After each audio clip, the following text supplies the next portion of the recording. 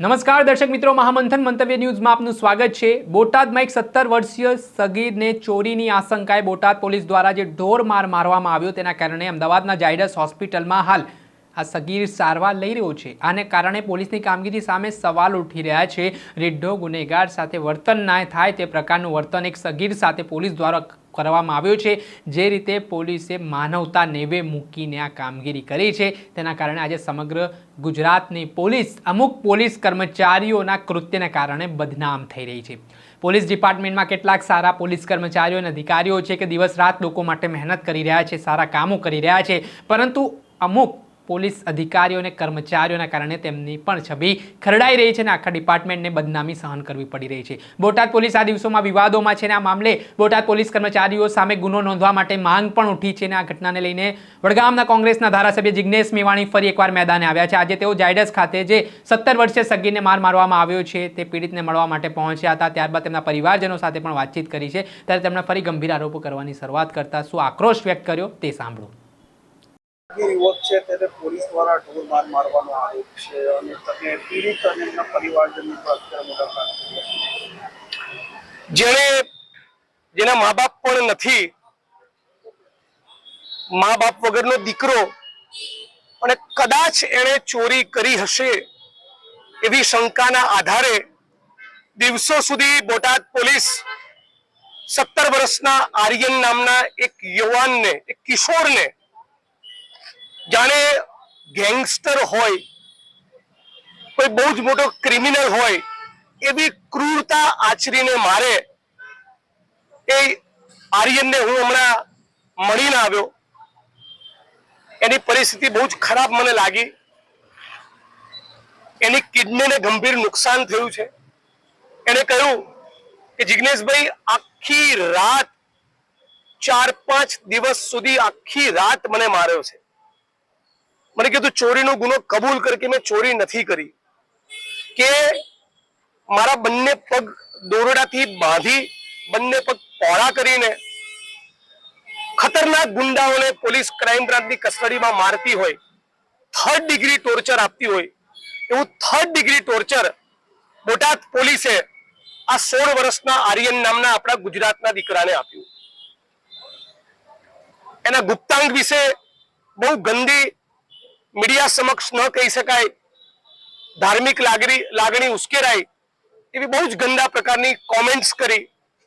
અને હદ તો એ છે કે દિવસો સુધી આટલો બેરહેમીપૂર્વક પોલીસે કસ્ટડીમાં માર્યા પછી, એનો જીવ લેવાની કોશિશ કર્યા પછી, 3rd ડિગ્રી ટોર્ચર આપ્યા પછી જે બોટાદ પોલીસ ઝાયડસમાં એને દાખલ કરાવે છે, એ ઝાયડસ હોસ્પિટલને અંધારામાં રાખીને MLC કેસમાં એવું લગાવે છે કે કોઈ જંતુ કરડ્યું હતું। જંતુ કરવાડાના કારણે શરીરમાં કેવું ઈજા પહોંચે અને બેફામ પોલીસે માર્યો હોય, એના ચાઠા, એના ડાઘ, એના નિશાન, એના ઉજરડા કેવા હોય કે સામાન્ય માણસને પણ સમજાય। હદ તો એ છે કે આર્યને હમણાં મેં મુલાકાત કરી ત્યારે મને એવું કહ્યું કે રાત્રે 2:30 વાગે હજી પણ પોલીસના માણસો આવીને મોં ખોલીશ, ફરિયાદ કરીશ, કેસ દાખલ કરીશ તો તને મારી નાખીશું, તારું મર્ડર કરીશું, આવું કે જ્યાં 16 વર્ષના છોકરાને મીડિયામાં પ્રકરણ ઉજાગર થયા પછી 2 દિવસ પૂર્વે ગુજરાતના માનનીય મુખ્યમંત્રી ભૂપેન્દ્રભાઈ પટેલને મેં રજૂઆત કરી, રૂબરૂ મળીને આવ્યો, ડિટેલમાં એમને કહ્યું કે આને ગુપ્તાંગમાં માર્યું છે અને બેરહેમીપૂર્વક માર્યો છે, કસ્ટોડિયલ ટોર્ચર કર્યું છે, એનો વાંક હતો નતો, ચોરી કરી નથી કરી એ તો ટ્રાયલ કોર્ટ સાબિત કરશે।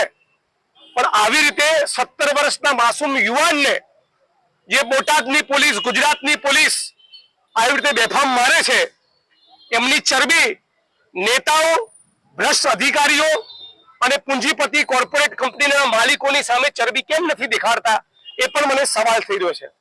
અમે ઓલરેડી સુપ્રીમ કોર્ટમાં પિટિશન દાખલ કરી દીધી છે। બોટાદના SP સાથે મારી છેલ્લા 4 દિવસમાં 5 વખત વાત થઈ, IG સાથે વાત થઈ, રાજ્યના મુખ્યમંત્રીને મળીને આવ્યો, additional chief secretary home mister Manoj Das સાથે પણ વાત થઈ। આટલો સ્પષ્ટ કેસ છે દીકરો ફરિયાદ આપવા તૈયાર છે, કહી ચૂક્યો છે, કહી રહ્યો છે કે મને માર્યો, આખી રાત માર્યો, 3rd ડિગ્રી ટોર્ચર આપ્યું, આટલું સ્પષ્ટ કહેવા છતાં રાજ્યની સરકાર ગુનો દાખલ નથી કરતી. એટલે પીડિત પરિવાર વતી સુપ્રીમ કોર્ટમાં પિટિશન દાખલ કરી છે અને મોટા ભાગે આવતા સોમવારે એની સુનાવણી છે. હું અપેક્ષા રાખું છું કે સુપ્રીમ કોર્ટ ન્યાય આપે.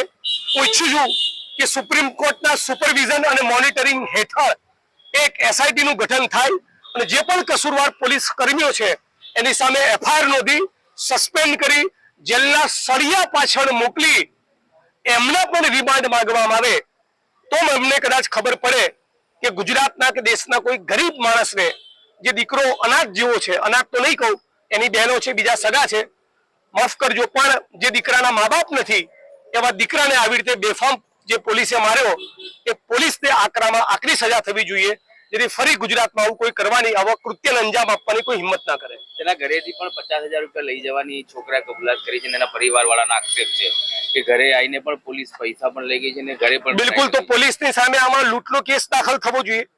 એકથી વધારે પોલીસના માણસો જઈને આ કૃત્ય કર્યું હોય તો ક્રિમિનલ કોન્સ્પિરસી કહેવાય. અને અહીંયા અમે ઝાયડસના સત્તાધીશોને પણ કહ્યું કે મોબાઈલ લઈને અંદર ના જતા, આવી બધી તમે ચોકસાઈ રાખો છો તો રાત્રે 2 વાગે પોલીસના કોન્સ્ટેબલો ઘૂસીને ધમકી આપે છે ત્યારે તમારી ચોકસાઈ ક્યાં જતી રહી છે?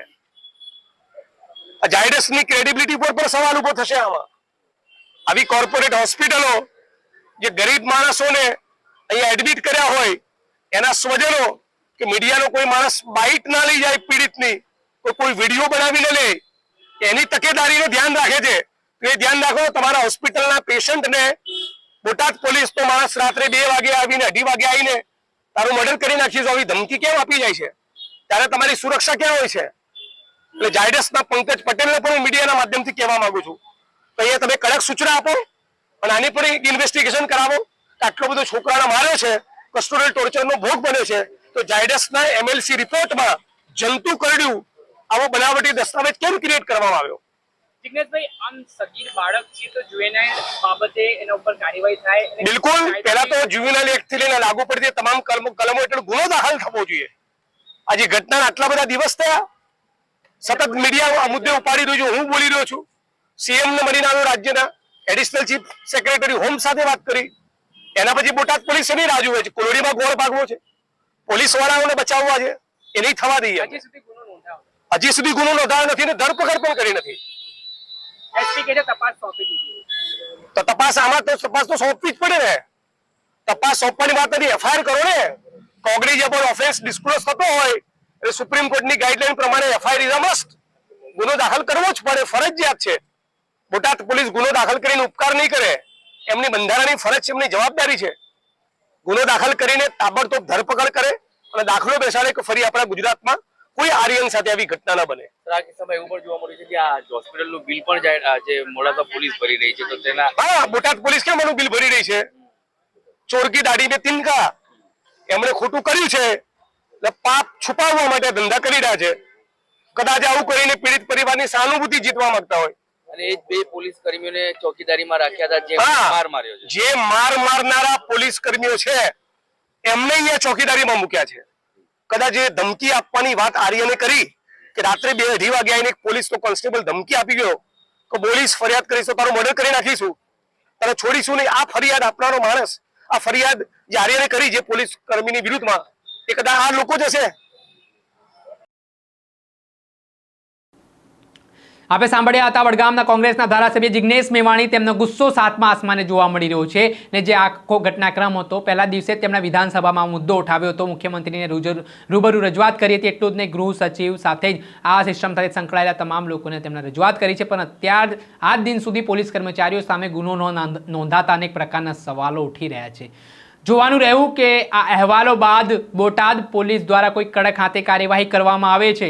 ખરેખર જે લોકોએ આવા કૃત્યો કર્યા છે, કાયદો હાથમાં લીધો છે, તેમને જેલના સળિયા પાછળ પોલીસ અધિકારીઓ ધકેલે છે કે કેમ, તે આગામી સમયમાં ખબર પડશે. દર્શક મિત્રો, આવા જ નવા વિડીયો સાથે આપણે માહિતગાર કરતા રહીશું. એટલે મહામંથન મંતવ્ય ન્યૂઝને લાઇક કરી લો, સબસ્ક્રાઇબ કરી લો અને શેર કરવાનું ભૂલતા નહીં.